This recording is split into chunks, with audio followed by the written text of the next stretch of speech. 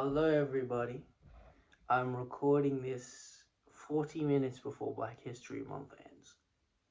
Power to the people, am I right? And today I'm going to be talking about black art and how it is discredited, looked down upon, and then it is copied, stolen, rebranded. I sort of talked about that in the gentrification of AAVE video, but this one's going to be more expansive because there's blackness all across the world, right? Um, so let's start with its not exactly its roots, but historical examples.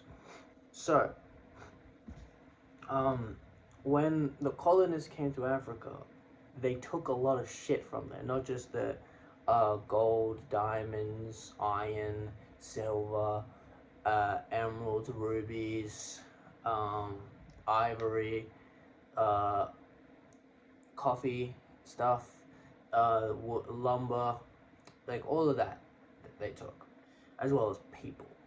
I mean, I feel like everyone probably knows about that. They took people, uh, but they also took a lot of art, particularly in West Africa, because West Africa became known as the slave coast, so they were frequenting West Africa. Um, that's why a lot of Caribbeans and African Americans have West African ancestry. It's because uh, they were the people that were being stolen most, and that kind of makes sense because Europe, who were the slave traders, West Africa is like the closest stop, you know. But they took a lot of art, and where does it end up? In uh, English, French, Spanish, Belgium, Portuguese, Dutch. It ends up in their history museum. You go to one of those museums, you're just gonna see a lot of stolen shit. You'll see some French art, you'll see some English art, but you'll see a lot of African, South American, Asian. You see a lot of that. But this video is focusing on black stuff. Um, so we're gonna talk about the African art. And actually, recently, because I did a paper or assignment on uh, both consumerism's impact on Africa and Westernization's impact on Africa. There were two separate assignments. I talked about different themes throughout. Yeah, and that was in like 2023. Let's go, wokies unite. And as I was doing research for it, I found out that Benin, which is a former French colony, recently got 50% of their art returned to them. Now, other African countries, not so lucky, because the whole reasoning uh, as to why these colonist countries have been able to keep the art for so long is the fucking stupidest shit ever. They're like, well, they don't understand its real value. Motherfucker, they made it. Like, what the fuck? Um, and that has been an excuse uh, from Europeans. Like, it's a form of dehumanization. You're undermining the intelligence of the artist that made it, so you can steal from them. And obviously, this extended to more than just taking art.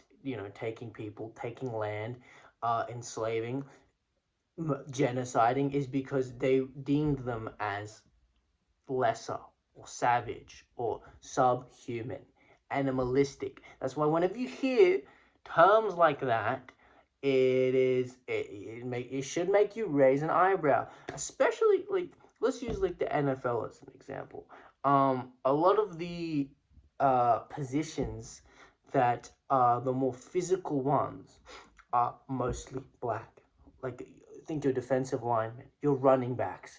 They're and they are often described as beastly, animalistic, savage.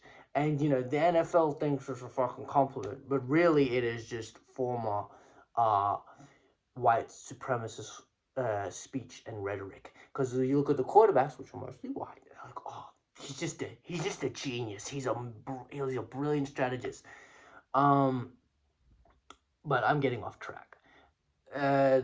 This gives them an excuse to steal the art, the ideas, the very foundation, and then rebrand it. So yeah, that's sort of a history lesson on. I wouldn't say that's how it originates, but it's a historical example of stealing art. And you just fucking look up like the English like history museum, and you'll see a bunch of African shit in there. Same for a French one, and yeah, the whole thing that they haven't returned is because, well, they don't really understand the significance of it. That's the stupidest shit. Again, it's a form of dehumanization, and I think I've said this in a previous video, but dehumanization is always it's the first step in enacting violence or inhumane acts, because if you dehumanize someone, then it gives you free reign, basically. And I said it's not exclusive to black folk, gay, trans, just an immigrant. It like the language. It's different types of language, but it's the same sort of dehumanization. Again, I'm getting off track, but this is the broader issue, and I'd like to make some more videos on these sorts of methods and just this sort of like discriminatory topics in general, because it's in literally everything. Like, as in Western society, white supremacy is so ingrained in our teachings, our language. Just capitalism is inherently a white supremacist system. It has been pretty much benefits a select few, and they are white, straight men, and they're the ones that make all the decisions in the Western world. And the Western world, because of colonization, extends to more than just the West. It's in Africa, it's in South America, it's in parts of Asia. But fuck, I am, again, getting off track. So yes, that is a historical example of taking black art, discrediting the creators, and benefiting. Because, these museums, they do make money off of black art. Now, let's transition into more modern examples. Now, a very prolific example of black art is in music. Hip-hop, R&B, neo-soul, funk, jazz, rock, even country. A lot of it has been influenced, straight up started, or like, Elvis Presley, the king of rock and roll, he stole his swag. He stole his swag. Because the thing is, what these radios used to do in like the 30s, 40s, 50s, they couldn't play, they wouldn't play black artists. So what the record labels would do is they would basically get a white artist to sound like, imitate, sing the same shit that the black folks had been making, and then to a white audience. And that would, especially in America, that would translate to a wider audience. More money on. And that's Elvis Presley is a fucking brilliant example of this. Hound Dog, that's not even his song. And he's the king of rock and roll. Where did he get it from? But you also have like genres that are very clearly black, like R&B, hip hop, funk, soul, jazz, and it's a lot harder to erase that because it is so unapologetically black. But it's very easy to pick apart a little bit, steal it, rebrand it. Let's use an example. K-pop. K-pop would not be shit without black culture, because a lot of their style influenced by black streetwear. The method of singing is basically R&B. It's like like it's R&B or pop rebranded to K-pop. And you know that in itself, as long as you give credit of where you got your influence from, it's fine. But they don't do that, and a lot of East Asia is incredibly anti-black. So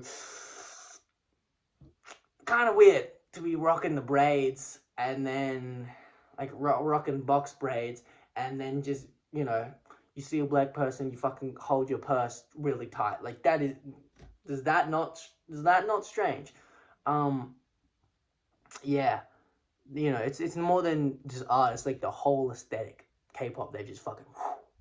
Uh, I'm not gonna provide any pictures because if you just look up a lot of the K-pop biggest stars at the moment, how they dress, um, how they make music, their hairstyles, it's all black, bro. Is it? And they're not giving credit, and a lot of these K-pop fans are fucking racist. Um, Now, am I someone who's a K-pop fan? No, I'm just gonna listen to R&B. Thank you very much. I'm just gonna listen to hip hop. Um, another another thing is that a lot of non-black artists will use black art as a stepping stone. Your Miley Cyrus, your Post Malone, your Jack Harlow, probably Ian. Um, but they all go in different directions. Like Miley Cyrus used it as a way to rebel, which that's weird. Um, yeah, she used it as a I'm not the Disney girl anymore. I've got a little bit more grit, and then immediately transitions once she's over that. Like it's a phase. Like that's weird, especially since um this is people's lives, people's culture, and to you it's just a phase. That's a bit strange, you know. Post Malone, White Iverson had the braids in the grills, very black aesthetic, and then as well as the music. And then now he's like a country guy who also disrespects hip hop. He's like, "Oh, you're not gonna find anything deep in hip hop." And now he makes country like that's the fucking deepest thing in the world. Come on, what fucking country's like? I just want to drive my truck. I just want to kiss my fish. I just want to fuck my sister. Like, country's not fucking deep, bro. They talk about the same shit. And then those same motherfuckers will get online, will fix their fucking mouth to then be like, well, rappers are the same. They just talk about the same fucking shit. If we're being real, bro, hip hop started as a way to fight back oppressive power. It was basically journalism. They were telling the world who wouldn't normally see this the shit that they've seen, the shit that they've been through, the shit that they've done.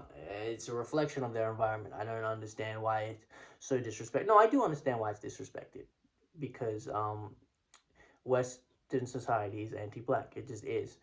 Um, like you see it like right like you'll see a post of like a bunch of black people getting their degree. They're like really proud of their shit, and then just there's these like chuds in the comments just been like, ugh, what the fuck? Learn to not be so braggadocious, okay? And they'll be like discrediting them, like, oh, DI degree, DI higher, and then you get the complete opposite of that when it's like, if a black person is seen committing a crime, then it's fucking, oh, typical suspect. Oh yeah, of course. Like, can't win, bro. Again, I'm getting off topic. But it's kind of all connected. It's kind of intersectionality. But if we speaking from more than just art to an aesthetic, the whole streetwear stuff that is immensely popular in Gen Z. Right, that's all just black American culture. That's what this is what it is, man. Um, you got fucking uh bloody Chet saying, "Oh, you're rocking Jordans," and then fucking listening to Travis Scott. He's like, "Oh, dude, I fucking love Travis Scott," and then he's spamming slurs on his alt account. Like that shit is so weird, bro. And it can't the what it comes down to is they like the culture, they like the aesthetic, they like the music, the movies, the TV, the very manner of speaking, but they fucking hate the people. And you, in my opinion, as some random cunt on the internet, you can't have that. You can't have the rhythm without the blues. You just can't have that. And what I mean by that is you can't have the aesthetic, the cool factor. You can't appreciate the music without appreciating the people. And appreciating the people also means recognizing the fucking horrendous shit that has happened to them and that they still live with and still have to go navigate in a society that is not built for them, that is directly working against their success.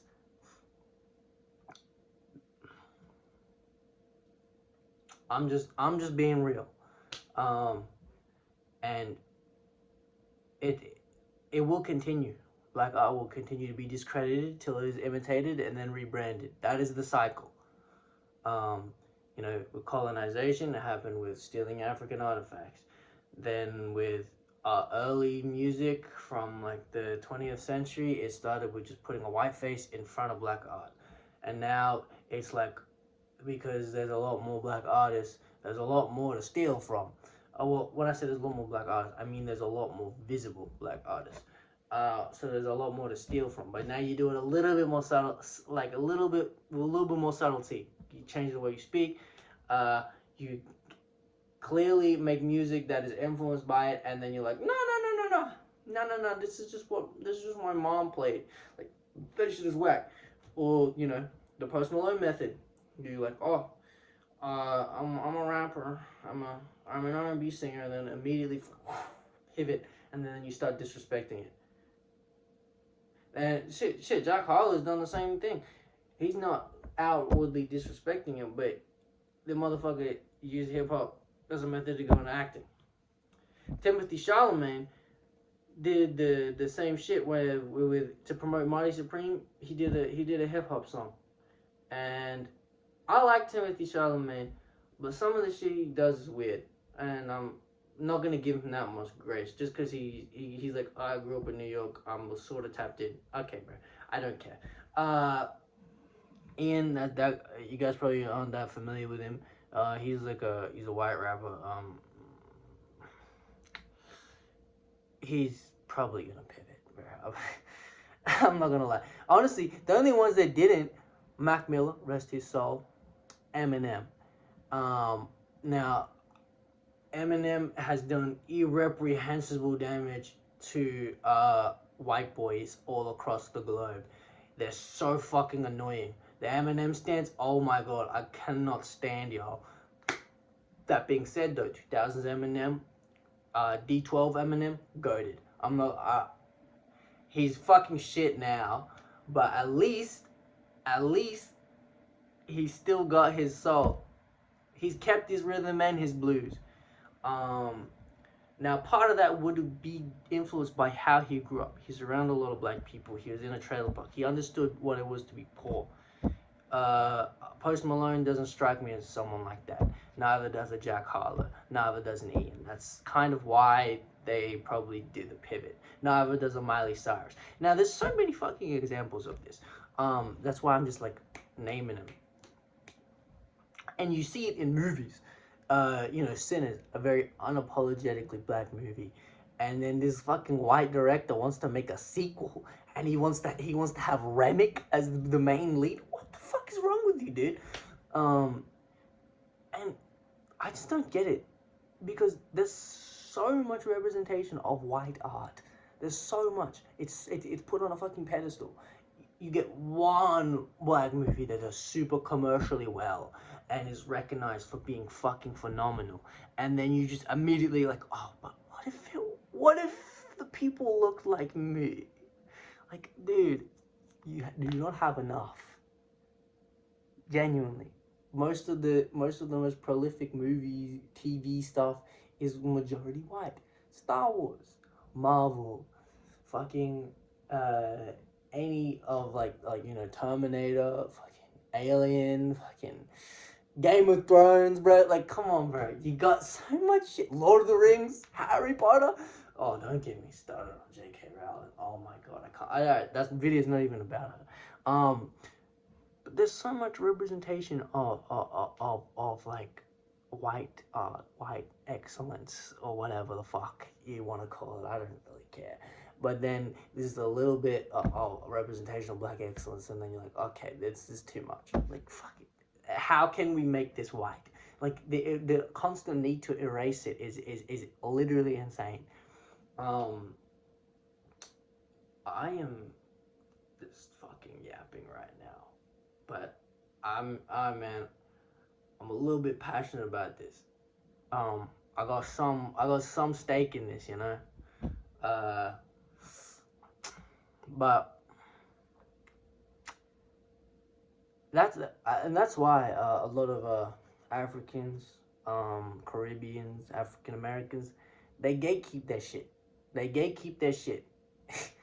Like, you kind of have to, because otherwise you let too many people in, they're gonna start taking down notes, jotting that shit down, and then being like, I'm gonna take some of this shit for myself, and as soon as I get the fuck out of here, all this is mine. Oh, this is mine. I mean, it extends more than just art, obviously. Like this video, I've kind of been all over the place because it's intersectional. Um, but yeah, we gotta keep black art black. That's basically this is the point of this video. Um, all the English, French, Spanish, Portuguese, Dutch, in all your museums, hand that shit back to where it belongs, man. Seriously. Um, Elvis, you really are a hound dog. I don't have any respect for Post Malone, nor really Jack Harlow, nor Ian, nor any of them, to be honest. Mac Miller and Eminem, no, I got respect for you guys. Even though I don't like Eminem's music, and his fan base is fucking corny as fuck. All these like millennial white guys, they're just like, like, but Eminem, I do have respect for. Miley Cyrus, you're weird for that. All of you are weird for that. What else? J.K. Rowling, you fucking suck. That's just a stray because I mentioned Harry Potter. Ryan Coogler, keep doing your thing. All black artists, keep doing your thing. Love hip hop, love R&B, love neo. K-pop needs to get their own shit. There's certain black art that cannot be imitated, like Smino.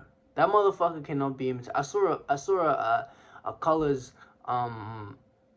performance, and there was a lot of white people in the comments that were like, because he's from St. Louis and he has a very thick St. Louis accent, and a lot of his references are very black, right? So a lot of white people are like, what the fuck is he talking about? Rise of Green? I don't fucking understand this. What is he fucking talking about? That's good. You should keep it that way.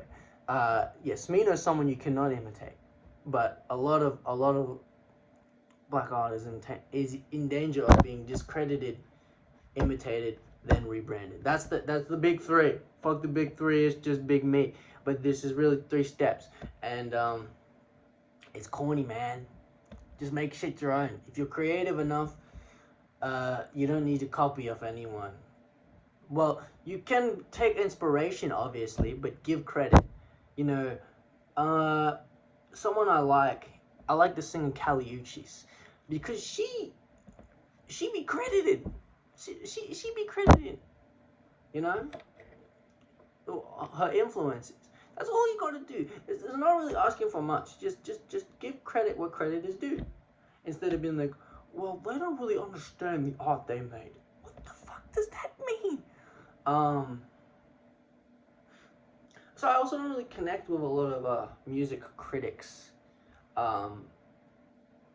big like that make shit ton of money off of reviewing black art, especially like the white guys that do it. I'm talking about Anthony Fantano. I don't like him because he'll be like listening to this shit where like a rapper or a singer that's black is like fucking talking about all the systemic shit, uh, all the trauma that they have, and he's like, yeah, light 6, light 7. That Fantano video that I made, that shit wasn't. He did a review of the Baby Keem album, where Baby Keem talks about his fucking childhood in a very profound way, and you know, a lot of the songs, they made my heart drop a little bit, especially the last one. And then this motherfucker's like, yeah, light 7. There was also a review he did where it was a Joey Badass album, and like the last song made him cry, and he's like, yeah, light 7. The fuck is wrong with you, bro? It's not just him. He's just the biggest one. I kind of have issue with a lot of art critics in general, because it kind of seems like you want to make it, but you don't have the talent. Or, you know, it's literally like the Quentin Tarantino type of shit, right? He wants to be a leading man. You can very much tell that because he puts himself in all these fucking movies. But he doesn't have the look or the acting skill. And that's why he was shitting on Paul Dano. Because Alright, I'm fucking losing track. Happy Black History Month. It is about to end. Shortest month, by the way. That's weird. But stay woke, stay up. Stay unapologetically you, no matter what fucking ethnicity you are. Keep black art black. I'm sick of it being disrespected, discredited, and imitated, and then rebranded in a shitty way, like watered down fucking. Anyway, this video is long enough. Thank you for listening.